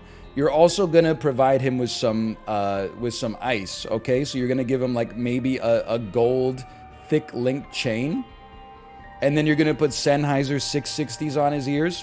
Instantly, you would be like, it's one of YouTube Live's top streamers. That's somebody on YouTube Live who gets 85,000 concurrent viewers and has 900 paying members, without a doubt. It would be one of those streamers who post things like, in Vegas, 40,000 likes instantly. In Vegas for UFC this weekend, any mutuals around? Replies. Fell off, you fell off, ratio, you fell off, don't ask, didn't care, plus you fell off, ratio. I was not speaking about Adin Ross, but I have seen some virtual e-date or whatever the show that he does is called. I'm not joking with you, sometimes Dan will just link it to me and be like, yo, watch this for 5 minutes, and I'm like, okay. Last time I watched, there was a young lady. It was the young lady who said, She is currently a model, but she's getting into flipping houses this year. And I was like, somebody's got to show her the macro outlook right now is really bad. Somebody's got to talk to her about... I mean, the housing prices have not really come down, but mortgage rates have like tripled. It's a very dangerous time to make this a hobby of yours, I think, personally. Anyway, one of her prospective suitors he was streaming. He was on like the big Zoom call with the big Discord call with them, and he was just spitting onto his floor, like not into a garbage can or like a bucket or anything. He was literally just like spitting on his carpet. And I was like, what am I doing with my life? Why am I watching this? He's just spitting on his floor. I love that comment though. Right now I'm a model, which is fine, by the way. That seems like a more sound career choice than starting your house flipper career in 2022. Like, that's just... Even people that have been doing it for a while are like, I think I'm going to get out of the business for a while. Some bots were here. You can tell because there's an unlooted gun on the ground for no reason. Oh, man. It's a damn arms race. Okay, human.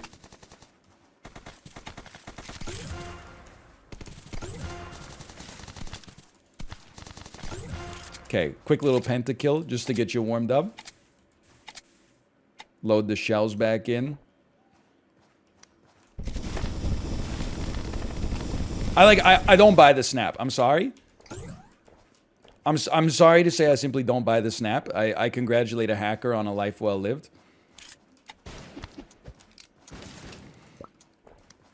You want a slice?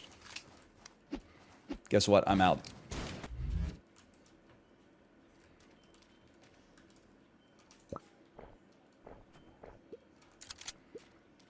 I thought he was gonna follow me. I was ready to light him up, man. Ooh, just kidding. I have no interest in that. No! It's Jesus Christ.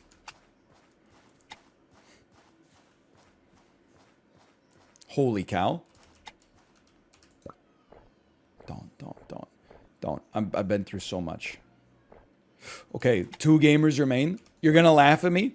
I actually do think I can take the other guy. I think it's just gotta be perfect.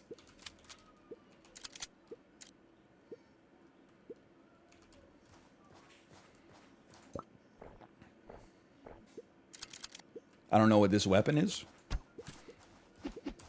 Holy cow.